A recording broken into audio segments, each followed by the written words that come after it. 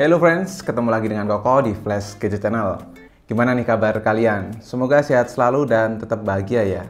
Nggak terasa bentar lagi ibadah puasa akan selesai nih. Dan buat teman-teman yang menjalankan, semoga tetap kuat ya puasanya karena bentar lagi sudah Idul Fitri nih. Tinggal beberapa hari lagi. Jadi 1 bulan yang lalu tuh Galaxy M31 rilis dan sempat kami bikin video review juga. Dan di situ saya juga bilang kalau Galaxy M31 itu bisa menjadi smartphone paling worth it di harga 3 jutaan.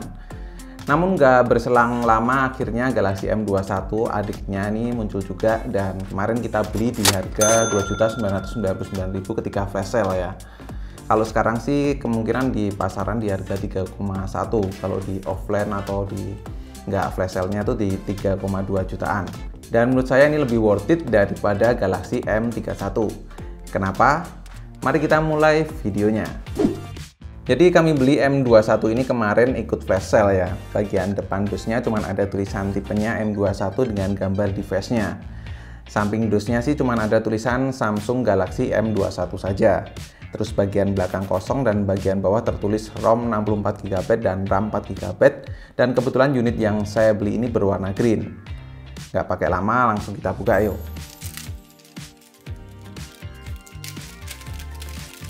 Seperti layaknya unit Samsung lainnya, di sini kamu bakal nemuin box tipis. Di dalamnya ada panduan singkat.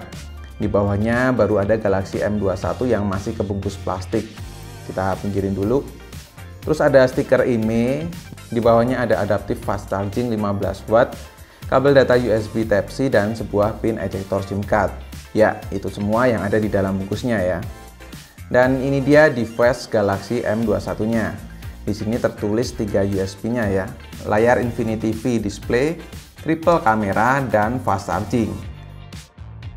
Mari kita lepas bungkus plastiknya dulu, stiker bagian belakang, dan lanjut nyalain terus ke handphone-nya. Buat saya yang sering pegang ROG Phone 2 sebagai handphone daily, megang Galaxy M21 ini jadi berasa lebih enteng. Walaupun dia tuh punya baterai kapasitasnya 6000 mAh. Ya, itu karena bodinya bermaterial plastik. Dengan bagian pinggirnya ini rounded jadi ergonomis di tangan saya. Terus warna hijau ini polos banget ya, nggak ada motif yang bikin terlihat menarik. Jadi secara tampilan desainnya tuh masih biasa aja. Dari sisi-sisinya, sisi kanan ada tombol power dan volume. Terus sisi bawah ada lubang jack audio 3,5 mm, lubang USB Type-C, lubang mic, dan sebuah speaker. Untuk sisi kiri ada triple slot, di mana untuk dual SIM card dan slot memori eksternal. Sedangkan balik ke bagian belakang, kamu bakal nemuin tulisan Samsung di bagian bawah, terus sensor fingerprint yang punya respon cepat dan setup triple kamera dengan LED flash. Konfigurasinya sendiri 48MP f2.0, lensa ultrawide 8MP f2.2, dan deep kamera 5MP f2.2. Walaupun cuman pakai triple kamera ternyata nggak masalah sih kalau buat saya, karena saya juga jarang sih foto-foto makro. Kalau buat teman-teman gimana nih? Silahkan tulis di kolom komen ya. Untuk hasil fotonya pun juga memuaskan, apalagi di mode 48MP-nya. Nanti untuk pembahasan lengkapnya di video reviewnya ya.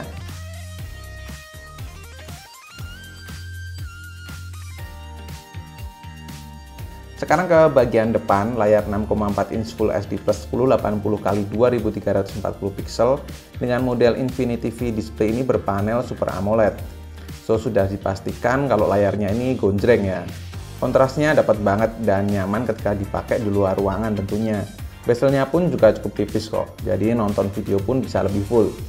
Di bagian notch-nya kamu bakal melihat kamera depan 20MP f2.0. Soal hasilnya, lihat deh hasil foto kita berikut ini. Oke banget kan? Padahal ini di dalam ruangan loh dan cahaya nggak terang banget.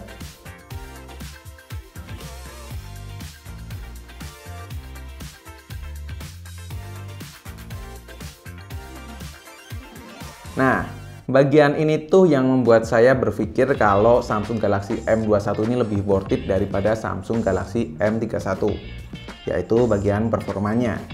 Karena si Galaxy M21 ini punya prosesor Exynos 9611 octa-core up to 2,2 GHz dan punya RAM 4GB serta ROM 64GB. Yang menurut saya sih ini bakal mumpuni banget buat main game SD.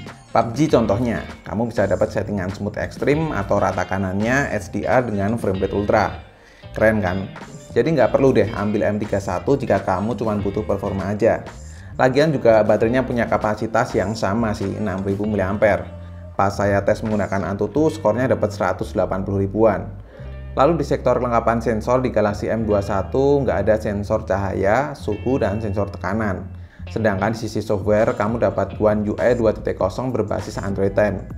Karena sudah Android 10, jadi ada dark mode-nya ya.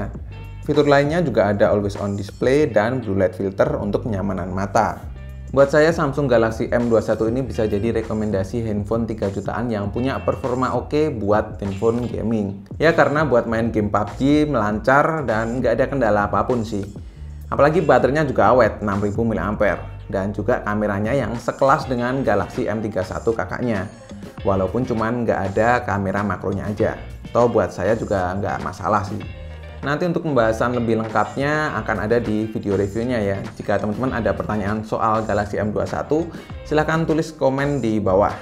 Dan kalau teman-teman tertarik juga untuk membeli Samsung Galaxy M21, linknya ada di kolom deskripsi. So, cukup sekian untuk video unboxing kali ini. Terima kasih banyak teman-teman yang sudah nonton sampai akhir. Koko undur diri dan sampai jumpa di video berikutnya. Bye-bye.